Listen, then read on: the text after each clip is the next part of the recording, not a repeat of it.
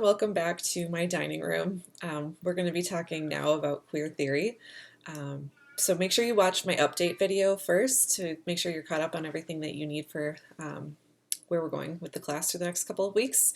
Like I said in that video, we'll be making some shorter videos for the next few weeks so that they're easier for you to watch and easier for me to upload. So, all right, gender theory and queer theory. So I've posted an article on Canvas for you to read, and I'd recommend you get to that as I discuss this topic. We can kind of follow along together. The article is called A Beginner's Guide to Understanding Important Gender and Sexuality Terms. The article was published about 5 years ago on For Harriet, which is a great site if you ever have time to read it. Add it to your reading list. So this is sort of a primer on all of the different terminology that you may have already heard kind of floating around, or you've heard people talk about. It's some of the language you'll probably hear in this text, Queer: A Graphic History. It's also some of the language that Kate Bornstein uses pretty heavily in her gender workbook, which I've got right back here.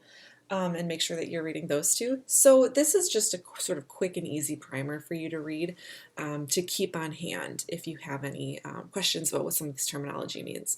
So this is listed in order of kind of like your basic terms that you need to know, and then it talks about the difference between sexual attraction, sexual orientation, and relationships and gender identity, and all of the different language around those four categories.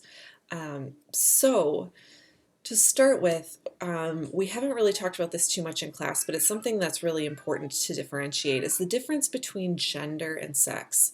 A lot of times these words get used interchangeably. One area I see that happen a lot is at gender reveal parties for babies. So if someone is announcing a pregnancy and they find out what type of genitalia their baby is going to have, they'll have a party and say, you know, we found out it's a boy or we found out it's a girl. And that's been called a gender reveal party. But in fact, they're not actually revealing gender, because these categories are something we more commonly refer to as biological sex, or simply as genitalia, because biological sex is even kind of imbued with our own social stigmas or language that we've created around gender and sex. So if you'll refer back to my video on socialization, we know that humans have a lot of control over their environment and naming things to make sense of the world around us. And one of the things that we've spent a tremendous amount of time naming is gender and sexuality. And by naming it, we sort of limit what it can and can't be. So when we talk about gender, we're talking about performance, the way that we perform masculinity or femininity. And while you'll find in all of these texts that gender isn't a simple binary, it's not masculine or feminine, but it's shades of gray all in between and outside of that. Some folks identify as agender, wherein they don't express any gender. Some folks identify as genderqueer, where they might play around with different genders at different times. And some people identify simply as masculine or feminine, and that may have absolutely nothing to do with their sex or their genitalia, and everything to do with what they're wearing and how they're acting and how they talk. There's lots of different ways that we convey to others our gender. Right now, there's some ways I'm conveying my gender, right? I have on makeup, I have long hair, I'm wearing jewelry. These are ways that I'm conveying gender. Also, my voice conveys gender. So you can think too for yourself about some ways that you perform your gender on a day-to-day basis. And some days I don't perform those things, right? There's plenty of days, especially now, where I'm not putting on any makeup and not wearing a necklace. That doesn't change my sex or sexuality, but it's a symbol of my gender that I'm not performing on a particular day. So the important thing to know here is that gender and sex are different. Sex more often has to do with genitalia and reproduction, whereas gender is the performance of masculinity or femininity, or really just about anything in between. So coming back to biological sex, this gets complicated too, because a lot of folks tend to think that biological sex is a binary. And what I mean by that is that biological sex is either male or female, you're born with genitalia, it decides what you are, and that's it. But biology is never that simple. So if any of you are bio majors, you already know this. There are very few absolute constants in biology, and sex is included in that. It's not absolute.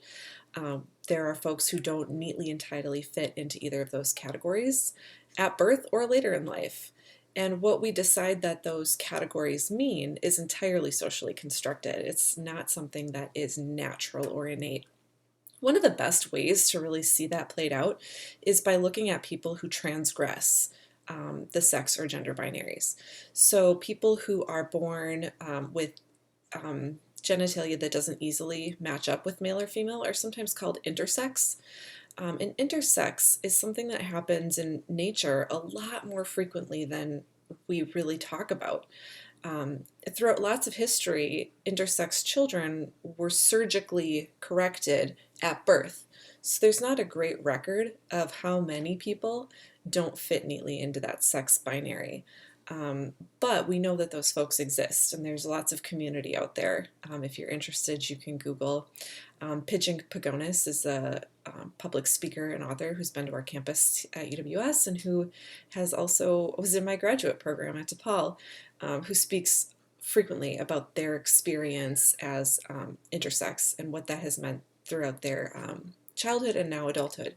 And they go by they as a result of their intersexuality.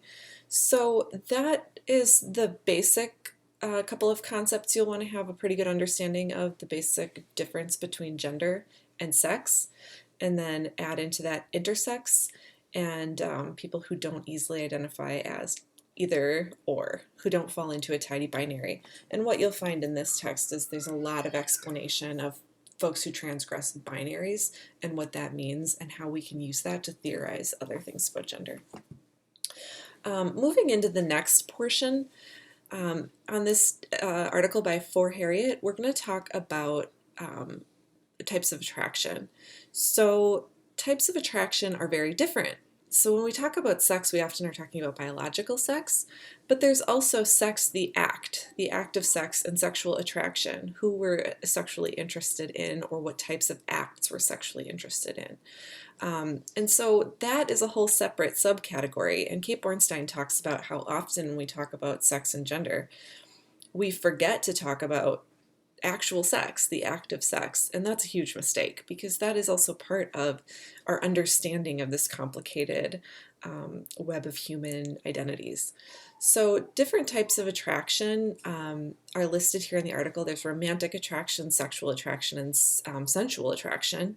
And those all have different corresponding understandings of who you might be physically attracted to, who you might be romantically attracted to, and how those can sometimes be different. Also, the article talks about monogamy versus polygamy or polyamory, or all different types of relationships that people can have that don't fit neatly into the monogamous cultural trope that we most frequently see in our cultural institutions, which we talk about back in our chapter on socialization. The other word I want to make sure that I define out here is queer. Queer is used very loosely these days in gender studies. It used to be a slur, so a lot of people are still kind of sensitive to it, particularly older folks who recall hearing it as a taunt on the playground or even as they were being physically assaulted. So I try to be kind of sensitive about using that word, and you might want to as well, because some people still have a very negative connotation with queer. That being said, largely the term has been reclaimed by academics, scholars, and activists.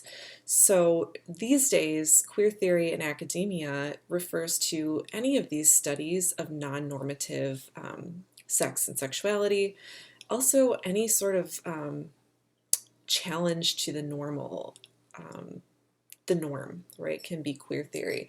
So some authors use queer as a verb and they queer an idea. So we can take the idea of monogamy and queer it by looking at ways that monogamy can be challenged. It's not a cultural norm everywhere in the world. It's not a historic norm. So looking at it through a sociological lens, we can queer monogamy and understand it in different ways. So that's a very basic understanding. In the text, it's explained in much more depth, so make sure you read that. But queer can also refer to a sexual identity. Folks who don't want to label themselves as gay or lesbian or bisexual, because those all have very rigid meanings, might call themselves queer and say, I don't identify as a lesbian because sometimes my attraction differs from that. Um, or I don't identify as straight because that's too tidy. People have found queer to be a helpful word there. Also, in gender identity, the way that we express our gender, people can identify as genderqueer, saying that they don't want to fit into an easy masculine or feminine norm. So, queer is used a whole lot in gender studies and it means a whole lot of different things. It's one of my favorite words because we can use it for just about anything that we don't want to put a strict definition on. So, in the For Harriet article, they call it a queer as a person who identifies as non normative. So, that can be with gender or sexual identity, but it can also apply to a whole lot of other theoretical positions and academic positions as well. So we'll get into that a little bit more later. Okay, I'm going to wrap up this video at 10 minutes, and we are going to continue this conversation in the next one. See you soon.